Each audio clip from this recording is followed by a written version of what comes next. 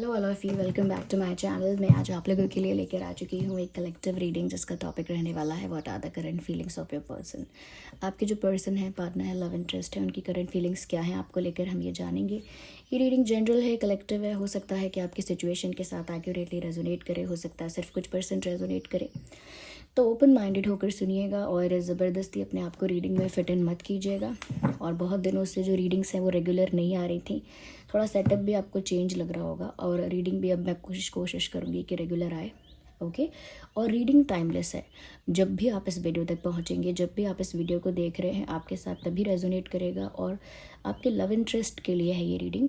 तो जो भी आपके लव इंटरेस्ट हैं, एक्स पार्टनर, करंट पार्टनर या आपके क्रश भी हैं अगर, तो भी उनके ऊपर एप्लीकेबल है ये रीडिंग। ओके व्यूअर्स, तो चलिए without wasting any more time हम रीडिंग स्टार्ट करते हैं। एंड लेट्स सी करंटली आपके पर्सन आपको लेकर कैसा महसूस कर रहे हैं, कैसा फील कर रहे हैं। सबसे पहला कार्ड जो है वो है queen of cups. Then we have this 3 of swords and then we have 2 of swords, 2 of swords, and we have queen of wands, queen of wands, queen of wands। Okay viewers, देखिए cards तो अच्छे हैं लेकिन हम ignore नहीं कर सकते कि यहाँ पर सॉर्ड्स भी आए हैं।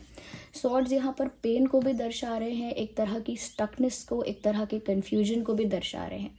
यहाँ पर ऐसा लगता है कि जो इंसान आपसे आप जिसके लिए रीडिंग देख रहे हैं और जिस इंसान के लिए कहीं ना कहीं आप फील कर रहे हैं, यहाँ पर फीलिंग्स तो ऑलमोस्ट सेम है, सिमिलर है कि ये इंसान भी आपके लिए उतना ही रोमांटिक, उतना ही अट्रैक्टेड और उतना ही इमोशनल है।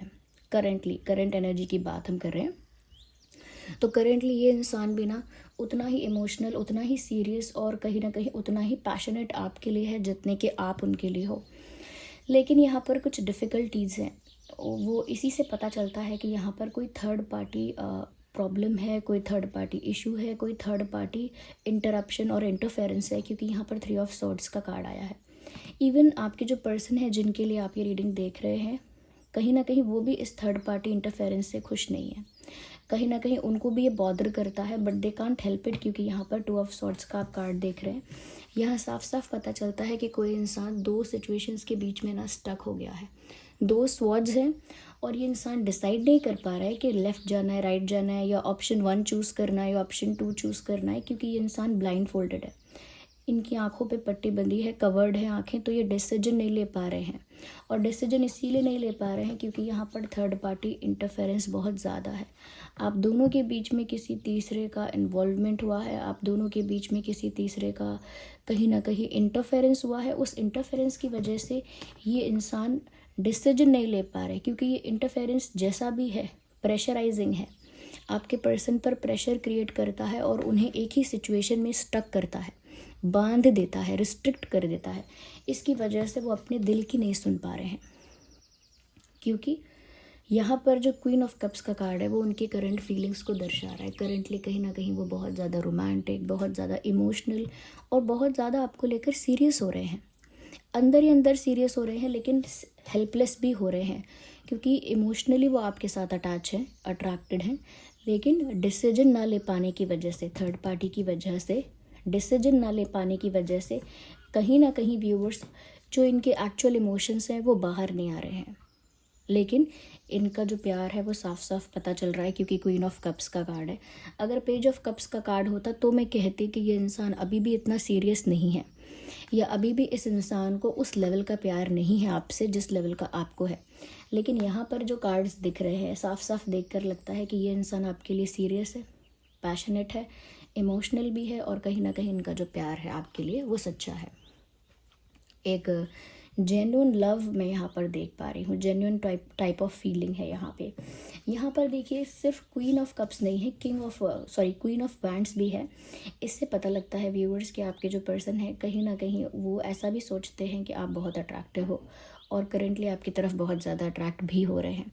आपका फैशन सेंस है, आपकी पर्सनालिटी है, कुछ ऐसा करिज्मेटिक है आपके अंदर, चाहे वो आपका कम्युनिकेशन स्किल हो, चाहे आपका फैशन सेंस हो, चाहे आपका कॉन्फिडेंस हो, वॉट एवर इट इज़, लेकिन आपकी पर्सनालिटी एक पावर होल्ड करती है और उस वजह से कहीं ना कहीं उनका जो अट्रैक्शन है आपके प्रति वो मेंटेन रहता है, कभी ऐसा नहीं होता कि उनका इंटरेस्ट ख़त्म होता है। यहाँ पर भी ऐसा लगता है कि करंटली वो जिस नज़र से आपको देख रहे हैं, ऐसा लगता है कि उनकी नज़र में आप बहुत गुड लुकिंग, बहुत अट्रैक्टिव, और सिर्फ गुड लुकिंग नहीं, गुड लुकिंग एक छोटी सी बात हो गई, एक इस लेवल पर कहीं ना कहीं वो आपको एडमायर कर रहे हैं, जिस लेवल पर आप एक पोजीशन पे हैं, जिस लेवल पर आपके पास कोई पावर है, जिस लेवल पर आपके पास कोई एक पोजीशन है, कॉन्फिडेंस है, ग्रेस है, इस नज़र से वो आपको देख रहे हैं और इस वजह से भी बहुत ज़्यादा मेस्मराइज्ड हैं, बहुत ज़्यादा अट्रैक्टेड हैं। तो अट्रैक्शन बहुत ज़्यादा है, इमेंस अट्रैक्शन है, इमेंस लव है यहाँ पर, लेकिन इमेंस डिफ़िकल्टी भी है। थर्ड पार्टी का इन्वॉल्वमेंट साफ साफ दिख रहा है, थर्ड पार्टी की वजह से स्टक है, ये भी साफ साफ दिख रहा है। आइए आगे और देखते हैं। ओके, मुझे यहाँ पर ऐसा लग रहा है that they want to talk to you, they have something in their mind. इनके दिमाग में कुछ तो चल रहा है, कुछ तो इनके मन में ऐसा है जो ये आपसे शेयर करना चाहते हैं, आपको बताना चाहते हैं या कन्फेस करना चाहते हैं। Of course it is about their love. इनके जो फीलिंग्स हैं, इनकी जो रोमांटिक फीलिंग्स हैं, इनके अंदर जो प्यार है आपके लिए, और जो बेबसी है, जो हेल्पलेसनेस है, इन सब चीज़ों के बारे में ना बहुत कुछ कहना चाहते हैं, एक्सप्लेन करना चाहते हैं या कन्फेस करना चाहते हैं, लेकिन कर नहीं पा रहे हैं। यहाँ पर ऐसा लगता है कि बहुत कुछ इनके मन में भरा हुआ है, बहुत कुछ इनके दिल में दबा हुआ है जो ये इंसान कहना चाह रहे हैं।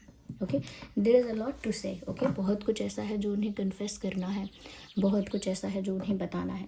ये एक लव कन्फेशन भी हो सकता है, ये अपनी सिचुएशन को लेकर भी एक क्लैरिटी, एक एक्सप्लेनेशन हो सकता है, जो एक्सप्लेनेशन ये आपको देना चाहते हैं। ओके, देखिए, ये कार्ड शफलिंग स्टार्ट करते ही अपने आप पॉप आउट हो गया है 7 ऑफ वैंड्स। मुझे लगता है कि थर्ड पार्टी का इंटरफेरेंस या कहीं ना कहीं प्रेशर कुछ इस तरीके का है कि आपके पर्सन को ना अकेले बहुत कुछ ना हैंडल करना पड़ रहा है।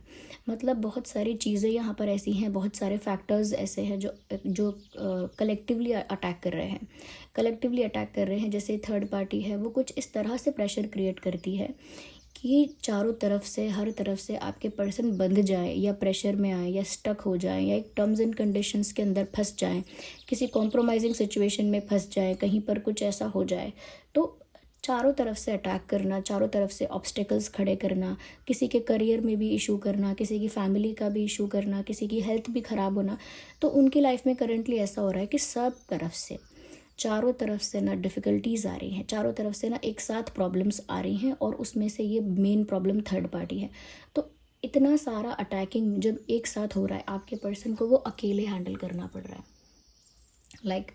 ऐसा लगता है जैसे ये अकेले हैं सब कुछ मैनेज करने वाले, अकेले सब कुछ फेस कर रहे हैं, अकेले सब कुछ टॉलरेट कर रहे हैं, अकेले सब कुछ झेल रहे हैं। तो ऐसा लगता है एक डिफेंसिव मोड में है, कहीं ना कहीं खुद को प्रोटेक्ट कर रहे हैं, डिफेंड कर रहे हैं, कहीं ना कहीं अपने मेंटल पीस को, अपने मेंटल स्टेबिलिटी को प्रोटेक्ट कर रहे हैं।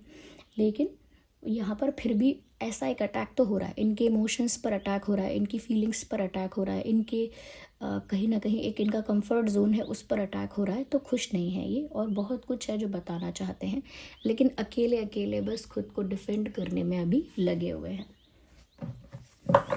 They are trying to protect themselves, खुद को प्रोटेक्ट करना, इस प्यार को प्रोटेक्ट करना, रिश्ते को प्रोटेक्ट करना, ये सब प्रोटेक्ट करना चाहते हैं। लेकिन एक अकेला इंसान, और अटैक करने के लिए इतनी सारी चीज़ें, यानी इतने सारे ऑब्स्टेकल्स, अकेला इंसान बहुत कुछ हैंडल नहीं कर पाता है और स्टक हो जाता है। This is the proof here कि ये स्टक हो गए हैं। I think this card wants to come out. मुझे लगता है व्यूअर्स, जितना पैशन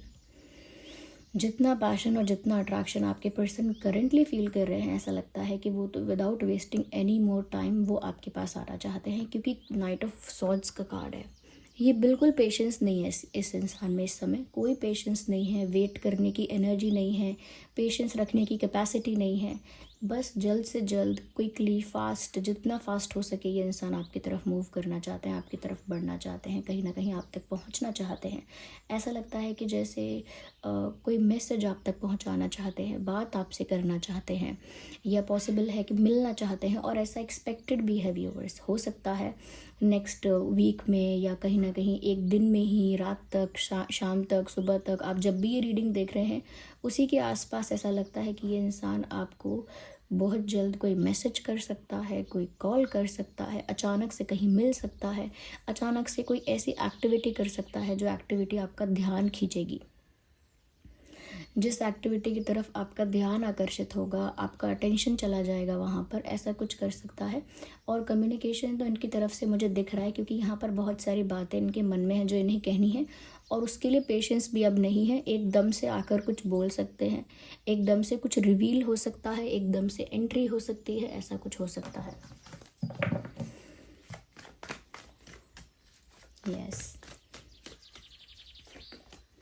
मुझे लगता है कि जिस तरह से ये इंसान स्टक है ना, इनको थोड़ा रिलैक्स करने की ज़रूरत है। इनका जो माइंड है वो रिलैक्स नहीं है, कहीं ना कहीं एंजाइटी है, स्ट्रेस है, जिसकी वजह से मन शांत नहीं है। यहाँ पर ये इंसान स्टक हो गया है और डिसीजन नहीं ले पा रहा कि करे क्या। मतलब प्रोटेक्ट करना तो सिर्फ एक बस प्रोटेक्ट करना हुआ, अपने आप को प्रॉब्लम्स से बचाना, लेकिन आगे क्या करना है, स्टेप क्या लेना है, एक्शन क्या लेना है, डिसीजन क्या लेना है, उसमें ये इंसान फंस चुका है या फंस चुकी है। मेल फीमेल दोनों के लिए एप्लीकेबल है। तो ये इंसान डिसीजन नहीं ले पा रहा है। यहाँ पर ऐसा लगता है कि पहले इनको बहुत ज़्यादा हीलिंग की, बहुत ज़्यादा रेस्ट एंड रिजुविनेशन की, खुद की एनर्जी को रिचार्ज करने की, कहीं ना कहीं थोड़ा सा रिलैक्स करने की बहुत ज़्यादा ज़रूरत है। They need relaxation, they need proper time, they need rest and rejuvenation. थोड़ा सा इनको ना अपने आप को काम रखना होगा, क्योंकि अगर ये शांत दिमाग से सोच पाएंगे तभी ये कोई अच्छा डिसीजन ले पाएंगे, अदरवाइज़ जल्दी नहीं ले पाएंगे। और जिस तरह से इनके अंदर पेशेंस की कमी हो रही है, ऐसा लगता है अचानक से कुछ कर सकते हैं। बिना पेशेंस के, बिना शांति से सोचे समझे, बिना धैर्य के कुछ अचानक से कर देंगे, इम्पल्सिव होकर, रिएक्ट करके, इम्पल्सिव होकर कुछ कर देंगे जो बैकफायर भी कर सकता है। ओके, तो मुझे ऐसा लगता है कि यहाँ पर बेबसी है, हेल्पलेसनेस है, अपनी फीलिंग्स को लेकर हेल्पलेसनेस है, स्टकनेस है, और कहीं ना कहीं एक डिफेंसिव अप्रोच है, प्रॉब्लम्स को लेकर डिफेंसिव अप्रोच है। यहाँ पर अगर हम ज़ोडिएक साइंस की बात करें कि आपका और उनका ज़ोडिएक साइन क्या हो सकता है, वेल प्रोमिनेंट है बहुत Aries Leo Sagittarius, Aries Leo Sagittarius and Gemini Libra Aquarius, cancer Scorpio Pisces. Yes, so Gemini Libra Aquarius, Aries Leo Sagittarius and cancer Scorpio Pisces, ये बहुत प्रोमिनेंट है। जो ज़ोडिएक साइंस मैंने नहीं बोले हैं, फिर भी अगर रीडिंग आपके साथ रिलेट कर रही है, रेजोनेट कर रही है, तो भी ये रीडिंग कहीं ना कहीं आपकी लाइफ के लिए हो सकती है, आपके लिए इसमें मैसेज हो सकता है। ज़रूरी नहीं है कि ज़ोडिएक साइंस स्पेसिफिकली आए हों, क्योंकि ये एक कलेक्टिव रीडिंग है, एक जनरल रीडिंग है, तो इसमें सभी के लिए मैसेजेस हैं। अगर आपके साथ रेजोनेट कर रही है, रिलेट कर रही है, तो इसमें आपके लिए भी मैसेज है। अगर हम डेट ऑफ बर्थ की बात करें कि उनका और आपका डेट ऑफ बर्थ क्या हो सकता है, वेल हो सकता है 1, 21, 31, 11, 8, 18, 28,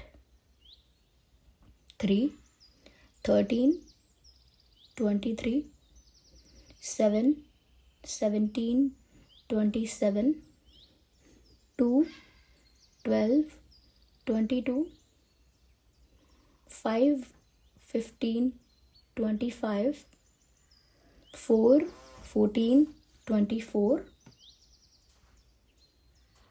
yes, 4, 14, 24, and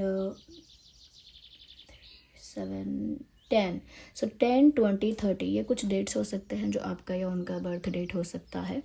अगर हम बर्थ मंथ की बात करें कि आपका और उनका बर्थ मंथ क्या हो सकता है, वेल बर्थ मंथ यहाँ पर अगस्त हो सकता है, August, January and November, March, July, February and April, October, yes,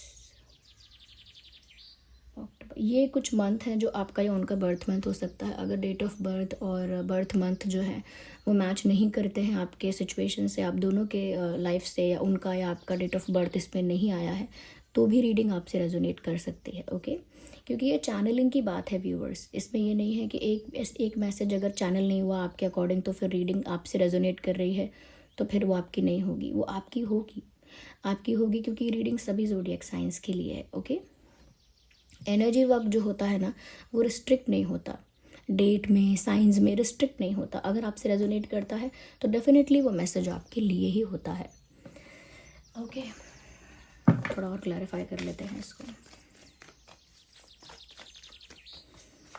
थोड़ा और इसको डीपली देख लेते हैं क्या है इसमें। फर्स्ट कार्ड इज ऑफ, मुझे लगता है व्यूअर्स कहीं ना कहीं ये एक ऐसा स्टेज है जो थोड़ा सा कार्मिक, थोड़ा सा एक डार्क स्टेज है, ऐसा डार्क साइकिल चल रहा है, कार्मिक साइकिल चल रहा है।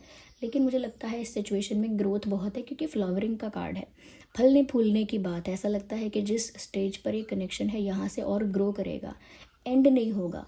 जो प्रॉब्लम्स है ना वो एक एक कहीं ना कहीं प्रोसेस का पार्ट है, एक it is a part of process, जो होगा और निकल जाएगा, आगे चेंज हो जाएगा, सब कुछ ट्रांसफॉर्म हो जाएगा और एक बेटर वे में ट्रांसफॉर्म होगा। तो उसके लिए ना टाइम है, लेकिन आगे अच्छा होने वाला है। इसकी कहाँ यहाँ पर बहुत ज़्यादा पॉसिबिलिटी है कि आगे चीज़ें अच्छी होने वाली हैं, इम्प्रूव होने वाला है, मुझे लगता है सब कुछ।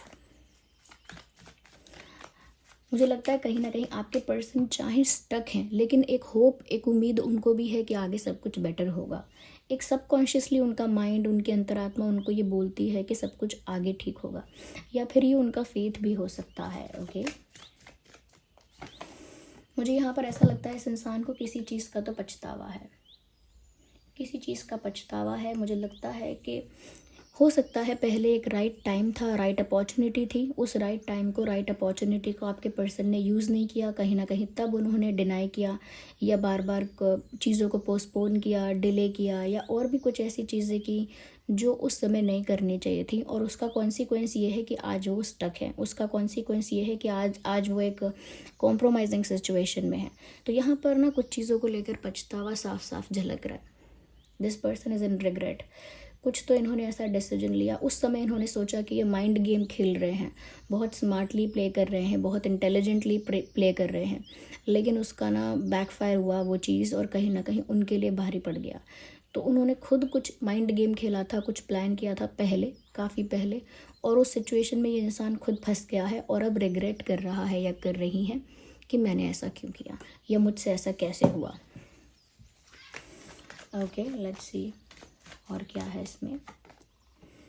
मुझे लगता है, फिर भी मुझे लगता है कि ये जो इंसान है ना, इनका अभी भी यही मानना है कि अगर मैं सही हूँ और मेरा इंटेंशन अच्छा है, मेरा इंटेंशन अच्छा है, मैं सही हूँ, मेरा प्यार अगर सच्चा है, जेन्युइन है, तो फिर सब कुछ अपने आप ठीक होगा।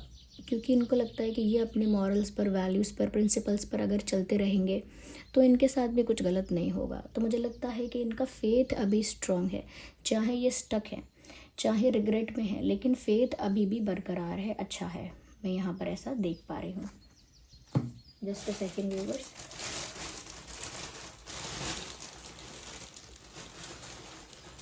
यहाँ पर कुछ हैंड रिटन मैसेजेस हैं, मैं हैंड रिटन मैसेजेस में से देखना चाहती हूँ। देखते हैं कि आपके पर्सन और आपसे क्या कहना चाहते हैं। Hand written messages. Stay a bit longer with me, I need you. मुझे लगता है आपके पर्सन आपको बोलना चाहते हैं कि मेरे साथ और ज़्यादा ठहर जाओ, कहीं जाओ मत, बी विद मी, क्योंकि मुझे आपकी ज़रूरत है। आई नीड यू, यहाँ पर साफ साफ स्ट्रेट फॉरवर्ड मैसेज है, आई नीड यू, यानी कि मुझे आपकी ज़रूरत है। तो इन्हें आपकी ज़रूरत है, ये साफ साफ ऐसा कह रहे हैं, और कह रहे हैं कि मुझे छोड़कर अभी मत जाओ।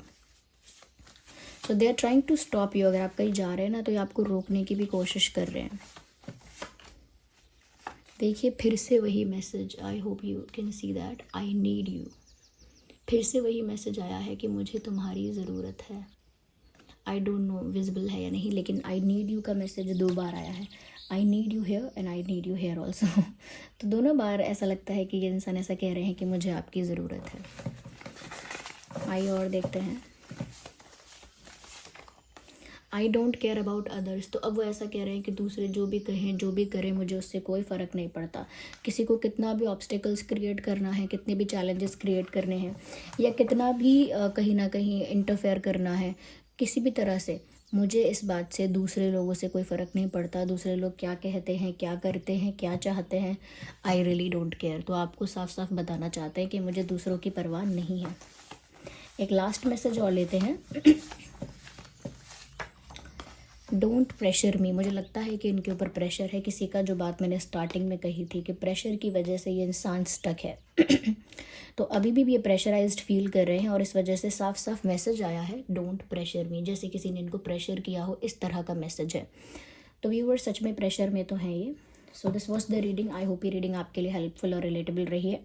अगर इस रीडिंग ने आपको थोड़ा भी गाइड किया है, वीडियो को लाइक करें, कमेंट करें, शेयर करें, सब्सक्राइब करें, बेल आइकन को प्रेस करें। चलिए फिर मिलता है अगली रीडिंग में, तब तक के लिए bye bye family, take care.